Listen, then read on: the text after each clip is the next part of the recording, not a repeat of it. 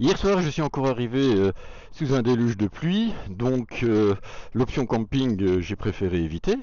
Et je suis venu me trouver une chambre ici dans un hôtel Premier Inn. C'est une chaîne d'hôtels ici en Angleterre, enfin au Royaume-Uni.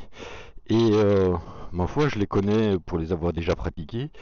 Et on a tout le confort possible, les chambres sont confortables, le restaurant est bon, et puis ils ont des deals avec repas du soir et petit déjeuner du matin à volonté, donc très bien. En comparaison avec le Travel Lodge de la veille, Travel Lodge à éviter.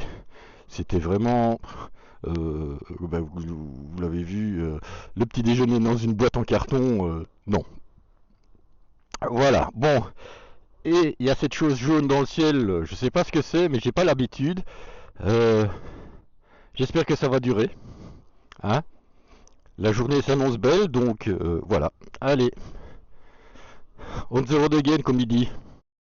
Le point de départ de cette journée, c'est Saint David, berceau du christianisme gallois et l'une des plus petites cités du royaume.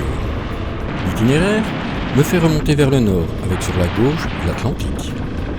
La route plonge vers de magnifiques petites criques quasi désertes qui donneraient presque envie de s'y baigner, puis remonte vers de petites montagnes arides. Au passage de petites collines, on découvre ou redécouvre l'océan. L'effet waouh est garanti à chaque fois. La côte est sauvage, les habitations sont quasi inexistantes, seuls les phares sont là pour rappeler aux bateaux que la Terre est juste ici. Comme par exemple le phare de Strumblehead sur l'île de Innismaisel. Bâti en 1908, il fait partie des derniers phares construits en Grande-Bretagne.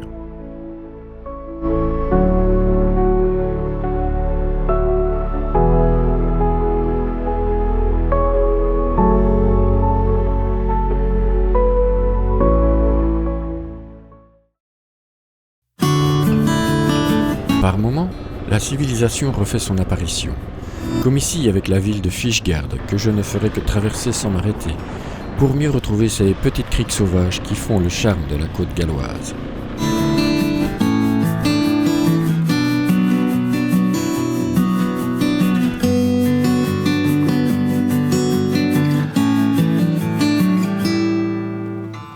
Dans certaines villes côtières, les maisons sont colorées d'une teinte pastel. Et si vous avez de la chance, depuis certaines criques, il est possible d'observer les dauphins comme à Traetmuin, avec sa petite chapelle au milieu de rien.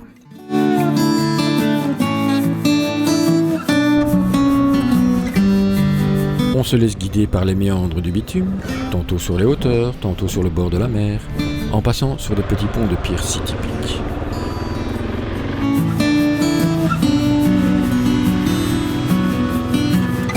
Avec cette mer aux couleurs presque turquoises, on se croirait en Grèce ou en Italie, et pas en Grande-Bretagne. Le port d'Aberaeron est célèbre pour ses charmantes maisons géorgiennes aux façades pastel. Bâties en 1805 autour d'une place centrale en bordure de la mer, ces habitations colorées constituent l'un des paysages côtiers les plus pittoresques de Grande-Bretagne.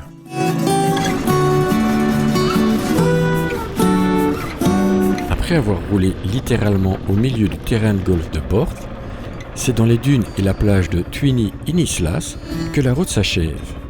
Oui, le parking, gratuit pour les motos, est sur la plage. Et oui, on peut y rouler, mais avec respect. On n'est pas à l'enduro du Touquet.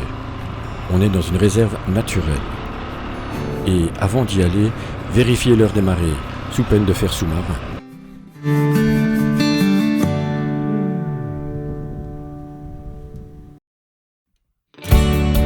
Cette réserve naturelle fait partie du parc national Snowdonia, célèbre pour ses reliefs escarpés, mais aussi par ses paysages plus doux, parsemés de bois, de lacs et de rivières. J'abandonne pour un moment la mer turquoise et m'enfonce un peu plus dans les terres de Snowdonia. La forêt y est magnifique. La route est étroite, mais cette fois-ci sans passing place. Attention donc à ceux qui viennent en face.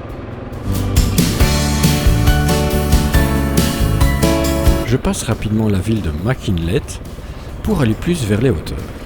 La forêt fait place à de petites vallées passant entre les petites montagnes du parc.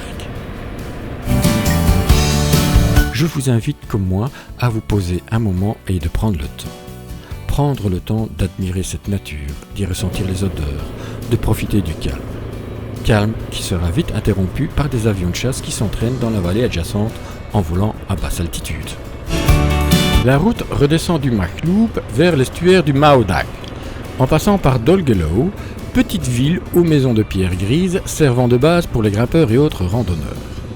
Pour traverser l'estuaire, je prends le pont Penmaen Pool, pont en bois construit en 1879 et dont la traversée est payante.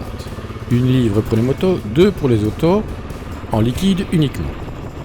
Après cette traversée bucolique, la route longe l'estuaire jusqu'à Barmouth et son pont en bois de 800 mètres réservé uniquement aux trains et aux piétons. En longeant la mer, on remonte jusqu'à Harley et son château médiéval du roi Édouard Ier qui est classé depuis 1986 au patrimoine mondial de l'UNESCO. Le château, pas Édouard. Édifié sur un éperon rocher de 60 mètres, il surplombe la mer d'Irlande. Bon, c'est pas tout ça, mais j'ai encore de la route jusqu'au prochain point d'intérêt.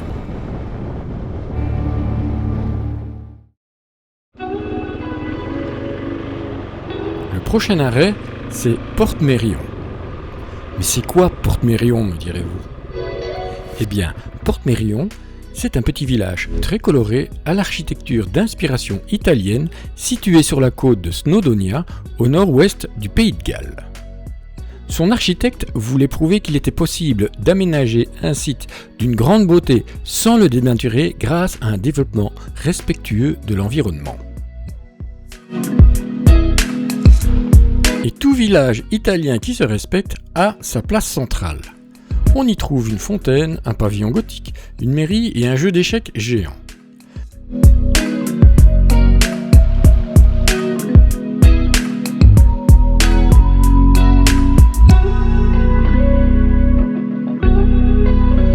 Le pavillon Bristol, qui borde cette place, est le bâtiment des bains publics d'Arnos Court à Brislington.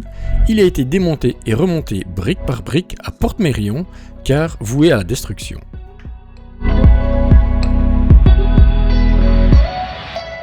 Et pour garder ce petit village coloré, on ne rigole pas avec son entretien. Il faut aussi des talents d'alpiniste. Où suis-je ?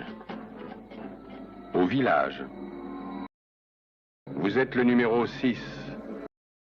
Je ne suis pas un numéro, je suis un homme libre. Si vous êtes aussi vintage que moi, vous aurez reconnu ce village comme étant le lieu de tournage de la série Le Prisonnier, tournée fin des années 60. D'ailleurs, une statue de l'acteur Patrick McGowan est à l'entrée.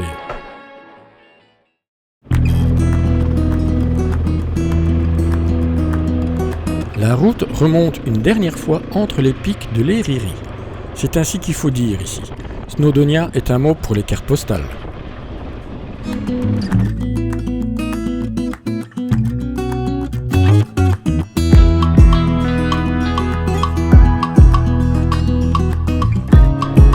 D'habitude, le sommet des cols sont déserts.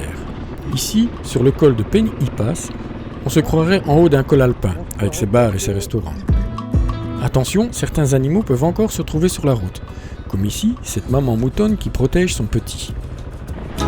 C'est par le pont Britannia que je rejoindrai l'île d'Anglesey. Au début, les panneaux routiers étaient bilingues, mais plus on s'enfonce, plus les noms n'existent qu'en gallois. Et d'ailleurs, je vous suggère ce village dont le nom est imprononçable. Je vous mets en fiche un lien qui vous apprendra à le prononcer correctement si cela vous tente.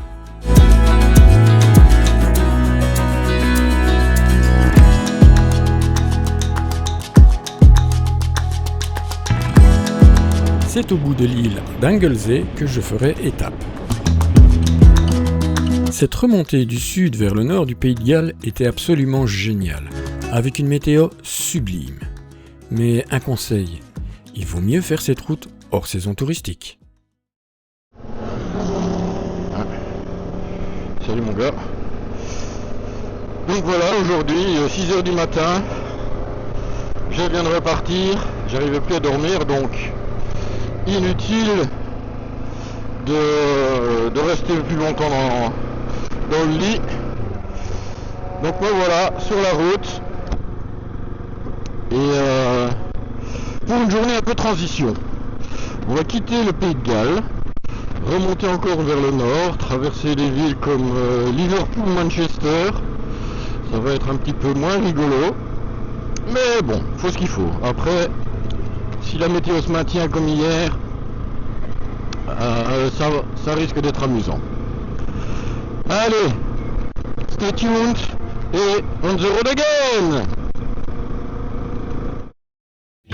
C'est de nouveau par le pont Britannia que je quitterai l'île d'Anglesey, pour prendre par les petites routes la direction de Conway et son château du XIIIe siècle. La région de Liverpool étant assez urbanisée, cela se fera donc par voie rapide. Malheureusement, j'arriverai à l'heure de pointe du matin. Les bouchons me feront en perdre au moins 1 heure. J'aurais dû faire grasse mat.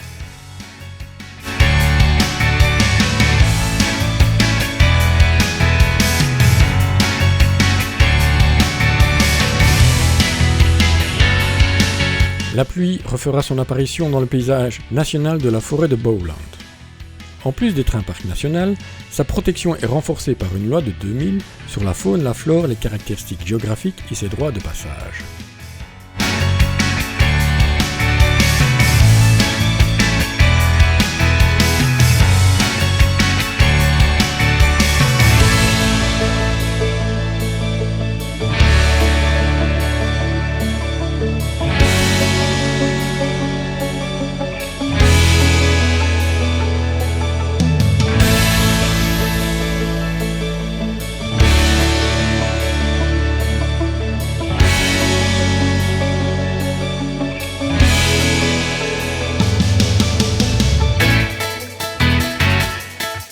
Je ferai étape à Ambleside, petite ville située en tête du lac Windermere, plus grand lac d'Angleterre au milieu du parc national de Lake District. L'hôtel Waterhead Inn est à recommander chaleureusement, tant par sa situation que par son confort, son restaurant et son personnel accueillant. Et non, je ne suis pas sponsorisé ni par eux ni par qui que soit d'autre. Comme dit, ce fut une journée de transition. La région de Liverpool-Manchester est motardement inintéressante. Il faut donc prendre son mal en patience et éviter les heures de pointe. Demain, c'est découverte de la région de Lake District.